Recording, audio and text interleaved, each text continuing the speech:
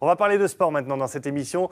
Il est 10h17 précisément. On est en direct avec Lucien qui est avec nous. Bonjour Lucien. Bonjour Thibaut. Ce coup-ci, vous vous êtes dit ce serait bien de parler un peu du sport intergénérationnel.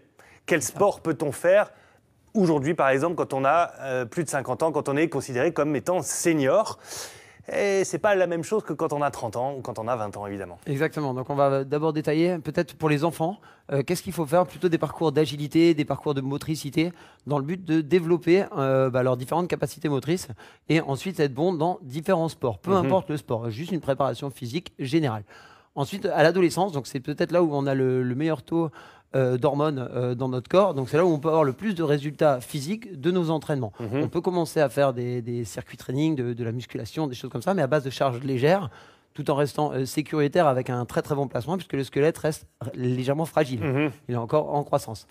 À l'âge adulte, donc là on peut déjà commencer à envoyer beaucoup plus, peut-être avec n'importe quel sport ou de la musculation avec des charges un petit peu plus lourdes ou des entraînements d'endurance, peu importe son activité. On peut développer de la compétition, c'est le moment de taper dedans, voilà, parce qu'on est fort.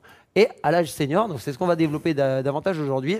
Donc qu'est-ce qu'on va appeler senior? C'est les personnes qui vont avoir parfois peut-être, on peut considérer plus de 50 ans, plus de 60 ans, ça va dépendre de notre hygiène de vie et de notre niveau d'entraînement sur les années passées.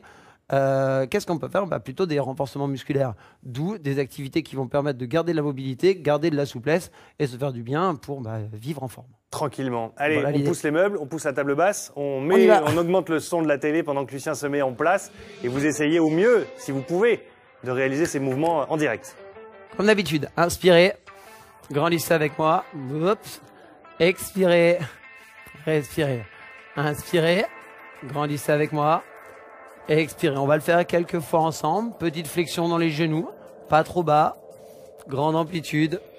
Expirez.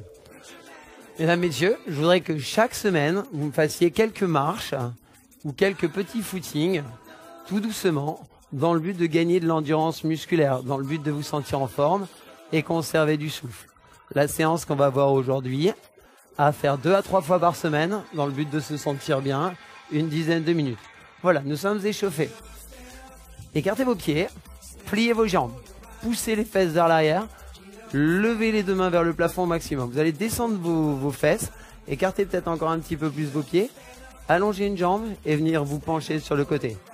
Essayez de bomber votre torse, essayez de sentir un léger étirement ici, un renforcement musculaire sur votre cuisse droite. Et évidemment, hop, pliez, changez. Une petite minute de chaque côté, les pouces en arrière, la poitrine levée. Vous devez sentir de l'engagement dans vos cuisses, dans vos abdominaux et votre dos puisque vous tirez les 2 pouces en arrière. Voici maintenant un autre exercice. Ceci n'est qu'un ballon, assez sympa. Vous pouvez vous asseoir dessus et ça marche pas très bien pour le renforcement musculaire. Je vous propose de venir vous allonger, placer les 2 mains derrière votre tête, lever les 2 épaules, contrôler la descente. Levez les 2 épaules, contrôler la descente. À chaque fois que vous allez monter, soufflez, rentrez le ventre, contractez vos abdos, contrôlez la descente. On souffle, on inspire. On souffle, on inspire. Ce qui est intéressant avec le ballon, c'est que ça crée de l'instabilité, donc on est obligé de travailler sur l'équilibre et la pression dans les pieds pour avoir cet équilibre, justement, l'engagement dans les cuisses. Et c'est relativement doux au niveau du dos, puisque ça vient épouser la forme de la colonne vertébrale. Pour les personnes qui ont mal au dos, c'est plutôt génial. Montez, soufflez, inspirez. Soufflez, inspirez. Ça, c'était notre deuxième mouvement. Je vous propose de continuer sur les abdominaux. Vous allez vous retourner sur le ballon, la même instabilité. Placez vos 2 coudes dessus, la tête au-dessus des mains et essayez d'allonger les 2 jambes. Vous stabilisez votre corps, restez en action, ne bougez plus rien. Le fait que le ballon bouge ici crée beaucoup plus de tension dans les abdominaux. Si c'est trop intense, venez placer vos genoux sur le sol. Restez dans la même position et peut-être chercher à avancer légèrement vos coudes. Cette position va créer plus d'engagement dans le centre du corps et vous obliger à serrer les fessiers de manière à jamais creuser votre dos. Attention, si vous avez mal au dos, hop, vous ramenez légèrement les genoux un petit peu plus proche du ballon et ceci créera moins de tension et donc plus de facilité du mouvement. Une fois que vous avez fait votre gainage, maintenant on va renforcer les lombaires, le bas du dos et aussi les fessiers. Vous allez venir vous allonger sur votre ballon. C'est toujours le même ballon. Toujours la même instabilité. Et ça vient maintenant épouser la forme du ventre. Placez vos 2 mains juste derrière votre tête. Vous êtes en appui sur le ventre. Levez les coudes, levez la tête, contrôlez. Levez les coudes, levez la tête, contrôlez.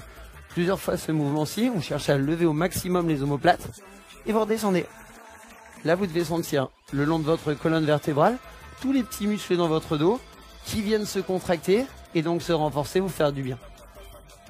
Quand vous avez fait vos différents mouvements comme ceci, je vous propose de vous allonger sur le dos, sur le sol. Ramenez les deux genoux en direction de votre visage. Tirez les fesses en même temps vers le sol. Essayez de sentir l'étirement derrière vos cuisses et le bas du dos s'arrondir. Cette position doit pouvoir vous faire du bien. Et ensuite, laissez descendre les deux genoux sur un côté. Vos deux épaules touchent le sol. Tirez le genou vers le sol.